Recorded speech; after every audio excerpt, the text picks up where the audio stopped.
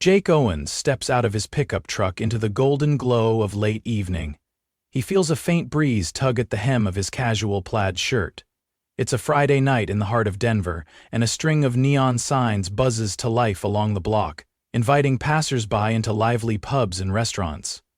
He adjusts the brim of his plain baseball cap, silently checking his reflection in the side mirror. For years, Jake has owned this small but popular establishment, Rocky Bar and Grill, yet tonight, no one inside knows that the new bartender named Jay is actually the CEO. With rumors of staff burnout, management tensions, and a meltdown rumored in the kitchen a week ago, Jake has decided to see for himself what's really happening during those midnight hours. He steps through the heavy wooden door, greeted by a rush of upbeat rock music and the mingled scents of grilled burgers, fried wings, and spilled beer. A swirl of chatter flows from the crowded tables, while overhead TVs display sports highlights. The pub's vibe looks inviting: rustic brick walls, vintage posters, warm lighting. But he catches a glimpse of how overworked the employees might be by the frenetic pace behind the bar. A tall figure with a name tag reading Tom mans the taps, pouring craft beers while answering questions from a half-dozen customers. Another bartender hustles to the opposite end, mixing cocktails at lightning speed. Jake makes his way over to Tom, adopting a casual half-smile. "Evening. I'm the new part-timer, Jay," he says, hoping his voice doesn't betray his nerves. Tom casts a harried glance in his direction. "Right. Boss said you'd start on the night shift. Glad you're here. We're slammed." He gestures for Jake to step behind the bar.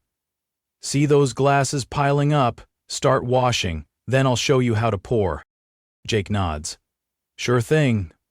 He notices the sweat on Tom's brow, the tightness around his eyes. Already, it's clear they're understaffed for this crowd. He claims a spot at the small sink in the corner and starts rinsing glasses. The dish sprayer hisses and steams as he tackles a teetering tower of dirty pints. Between the flow of customers, Tom attempts a rushed introduction. "Manager on duty is Carol. She's probably in the back, checking on the kitchen. Place is understaffed. Lots of folks left recently. Anyway, keep up and—" Jake senses a weariness in Tom's tone, but he keeps his questions to himself. After a half-hour of frantic glass washing, he's already sweating. Occasionally, he steps over to the bar to pour a soft drink or fetch a fresh order of wings. He notices the waitstaff weaving between tables, carrying large trays with anxious determination. The clang of cookware emanates from the kitchen, underscored by muffled shouting that he can't quite decipher. When he glances at the staff, he picks up fleeting signs of exhaustion. Servers wincing as they juggle multiple tasks, a single security guard at the door overseeing rowdy patrons, and bartenders with forced smiles. No one has time for chit-chat, so Jake focuses on learning the basics: storing clean glasses, wiping spills, greeting customers with a quick nod. An hour slips by in a blur of orders and frantic energy. Jake takes every chance to observe. Tom, though professional on the surface, seems tense, occasionally muttering that they need one more bartender. Jake wonders why the manager hasn't scheduled more coverage or responded to the staff's pleas for relief. Eventually, a lull arrives. Tom steps aside to wipe sweat from his forehead. "Man, I can't wait for midnight. Usually crowds thin out. Not that it helps the kitchen. Apparently they're short a line cook. And I hear the head cook's on edge." Jake cocks his head, curiosity piqued. "Yeah? Heard any reason why?" Tom shrugs, lowers his voice. "Rumor is he's got personal troubles. Went off on the staff last week slamming a pot. Carol smoothed it over, but morale's iffy. If you ask me, we're one crisis away from meltdown." Jake's chest tightens. The rumor matches the meltdown he'd heard about. He wonders how neglected the cook might be, or if the manager's ignoring staff well-being. He also wonders if Carol is under corporate pressure, though in reality, the corporate is him, the bar's owner, who has rarely visited in person lately. He pushes aside those thoughts as a new wave of customers approaches, demanding a variety of craft beers and cocktails. For the next hour, he helps Tom handle the onslaught, mixing simple drinks, cracking jokes with boisterous patrons, scanning for any sign of trouble. Meanwhile, the music ramps up, the night's energy building. A few waitresses pick up orders from the pass window, where the kitchen staff slides out plates of burgers and fried pickles. Yet Jake hears a rising tension in the kitchen, voices raised, the clatter of pans. Around 10:30 p.m., Carol finally surfaces. She's in her mid-30s, wearing a crisp black button-up, hair pinned back. She addresses Tom curtly about inventory, ignoring Jake at first, though she shoots him a polite nod. Then a server, Mia, hurries over to them, face drawn with worry. "Carol, the kitchen just lost track of Order 78 again. The customers are threatening to leave." Carol groans. "I'll check with Isaac," she says, referencing the head cook. "We're short-staffed and he's stressed. Try to calm the customers. Offer a free appetizer." Mia darts away and Carol heads for the kitchen. Jake takes the chance to follow at a discreet distance, hoping to see the root of the tension. He steps through the swinging doors into a space filled with sizzling grills, overhead vents humming, fluorescent lights glaring off stainless steel surfaces. The heat is intense. A single young cook mans the fryers, a sweat-streaked line cook flips burgers, and Isaac, the head cook, stands at a station plating dishes with icky hands. Carol corners him, voice low. "Isaac, what's going on? Orders keep getting lost." Isaac slams down a spatula. "I'm trying, okay? Half my staff quit. We can't keep track with so many tickets piling up." He glares at her, breathing heavily. "I haven't taken a break all day. Maybe if you'd hire more help." Paul's jaw tightens. "You know we're stuck until corporate authorizes more hires. Just hold it together, or we'll lose customers." Isaac mutters under his breath, turning back to the grill. Carol exits, leaving him to seethe. Jake lingers near the door, heart aching. He sees the exhaustion in Isaac's eyes, how his shoulders sag. He wonders if Isaac's meltdown rumor stems from a deeper personal struggle. He returns to the bar, mind racing. This place he established to be a friendly neighborhood pub has become a pressure cooker. Staff face chaos, a manager stressed by budgets, a head cook near breaking point, and it's only 10:45 p.m. The real heaviness apparently emerges at midnight, when fewer patrons remain but the workload shifts unpredictably. Tom nudges him.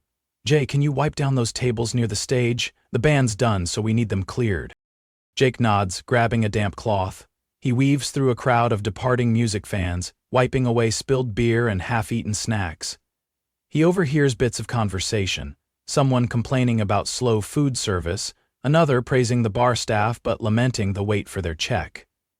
Jake's frustration grows. He wants to fix everything now, but he also needs more clarity. At 11:30 p.m., the crowd does start thinning. The band packs up their gear, a handful of stragglers remain at the dartboards, and a few linger at the bar for last-call cocktails.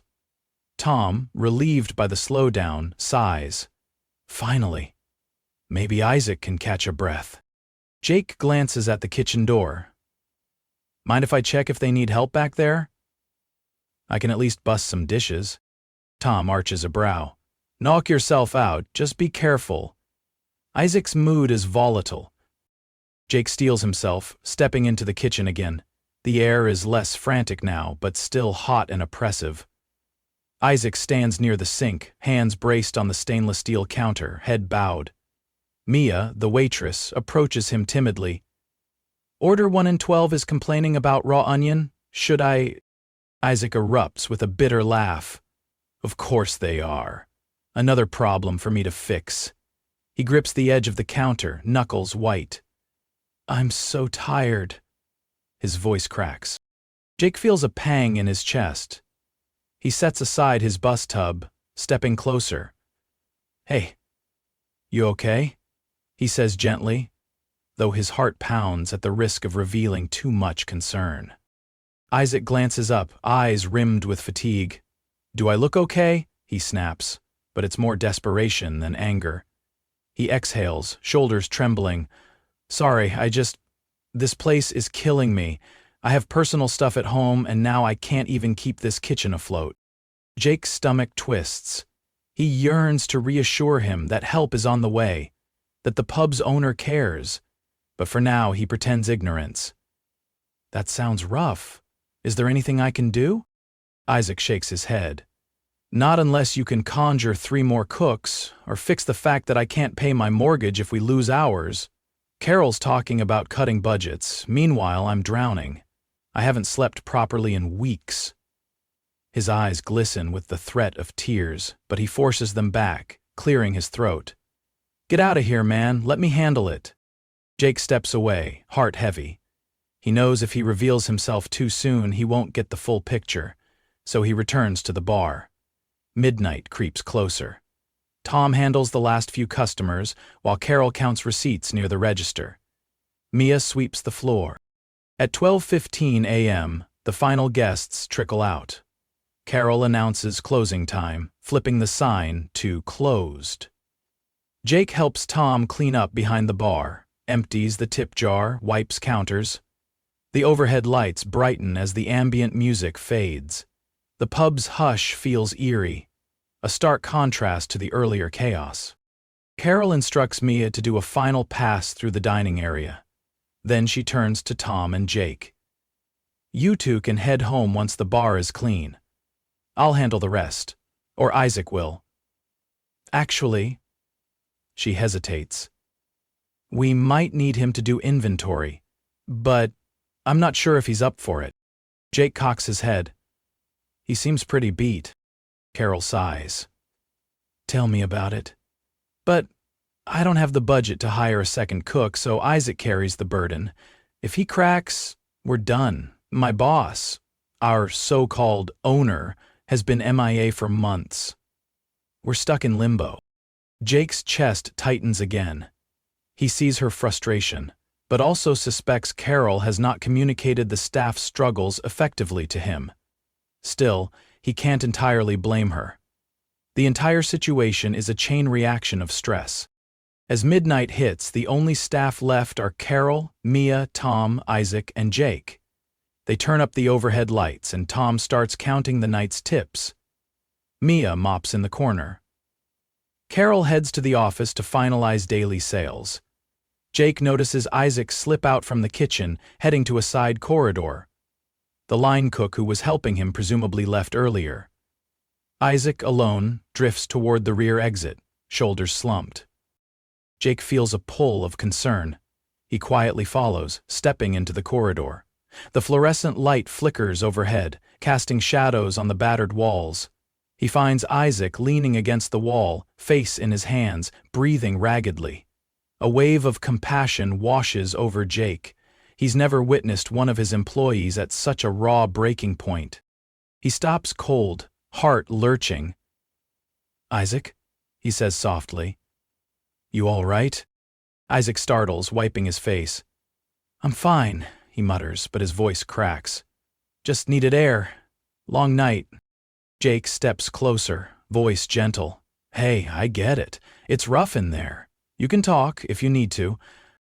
Isaac exhales shakily, tears threatening. I can't do this anymore. The stress. My wife and I are behind on our bills, we're expecting a kid, and the manager keeps telling me to handle everything alone. He swallows hard. I tried to keep the place running, but I can't fix it all. I'm suffocating.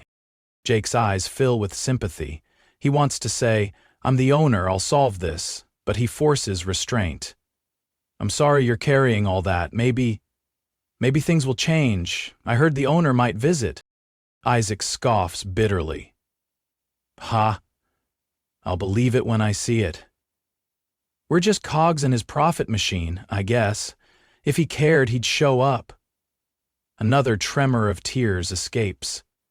I gotta pull myself together. He tries to stand straighter, blinking back his breakdown. Jake's heart drops, guilt crashing over him.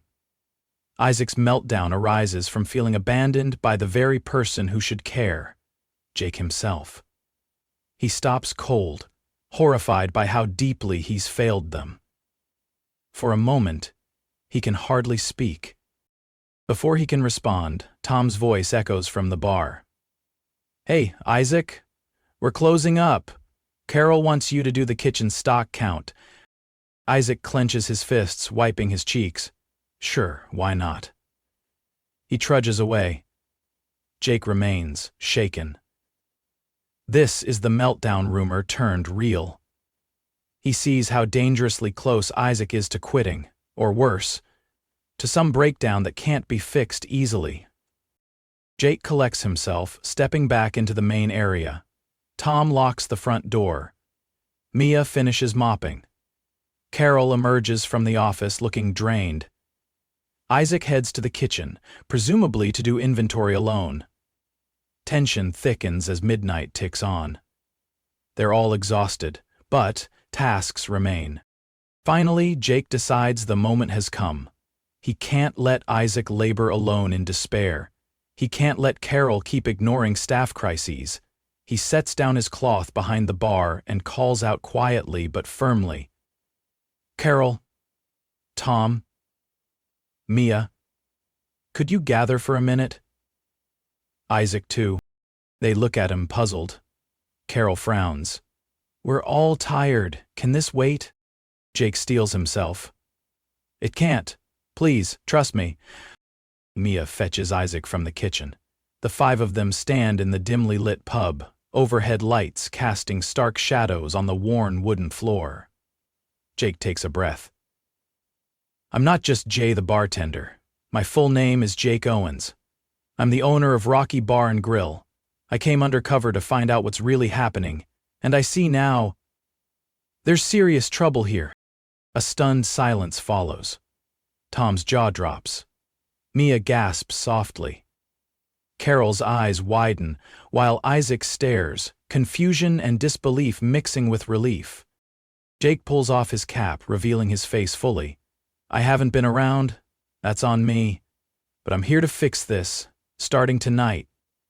I've heard about short staffing, budget cuts, management stress. I watched Isaac nearly break down. That's unacceptable. None of you should carry this alone." Carol fumbles for words. You're the owner? Why not tell us?" He meets her gaze with regret. "Because I wanted the unfiltered truth. I got it, and now I'm stepping in. Carol, I see you balancing finances and staff shortages, but employees are suffering. We can't keep ignoring that." Isaac exhales, shoulders sagging. "Are you really going to help, or is this just talk?" Jake's voice trembles with emotion. "I swear I'll help. Starting tomorrow, we'll hire an additional line cook so you're not on your own, Isaac. Tom, we'll bring in a second bartender for busy nights. Mia, we'll add another server to ease your workload. And Carol, I'll provide a budget to fix the staff shortage." Mia's eyes fill with tears. "That would be amazing. We can't keep doing double shifts like this." Tom nods fervently. "No kidding. We've been begging for more staff for months." Carol swallows. "But you said you hadn't approved extra hires." "I tried emailing corporate." Jake shakes his head. "I never saw those requests. That's a failure in communication. Or maybe they got lost in bureaucratic shuffle.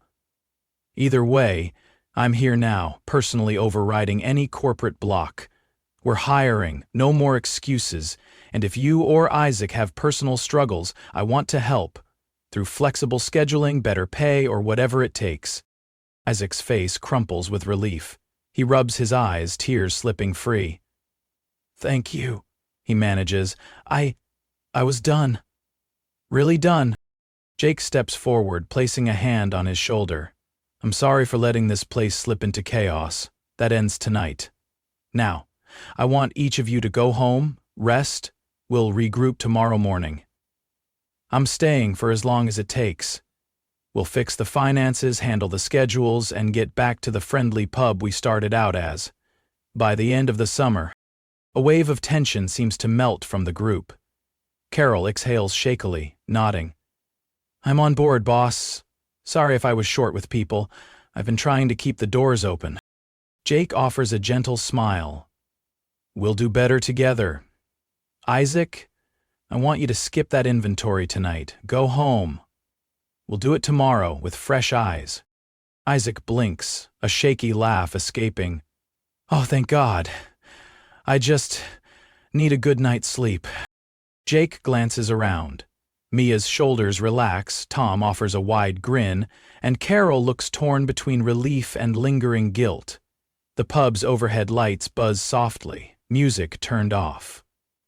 The hush envelopes them, but now it's a hopeful calm rather than oppressive silence. Jake clears his throat, adding one more piece. "For anyone who might be watching from outside, any curious souls who care about how we fix this, stick with us. Like, subscribe, or just drop by the bar sometime. We're about to transform Rocky Bar and Grill into the supportive place it should be.